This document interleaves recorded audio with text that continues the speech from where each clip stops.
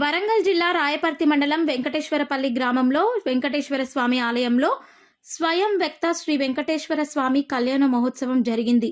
దీనికి ముఖ్య అతిథిగా రాష్ట్ర మాజీ మంత్రి వర్యులు ఎర్రబెల్లి దయాకర్ రావు మరియు వారి సతీమణి ఎర్రబెల్లి ఉషా దయాకర్ రావు పాల్గొన్నారు. ఈ సందర్భంగా వారు స్వామివారికి పట్టు వస్త్రాలు మరియు తలంబ్రాలు సమర్పించి అనంతరం పాలకుర్తి ప్రజలు అందరూ బాగుండాలని కోరుకున్నారు. ఈ కార్యక్రమంలో ఆలయ కమిటీ సభ్యులు, బీఆర్ఎస్ పార్టీ నాయకులు, భక్తులు తదితరులు పాల్గొన్నారు.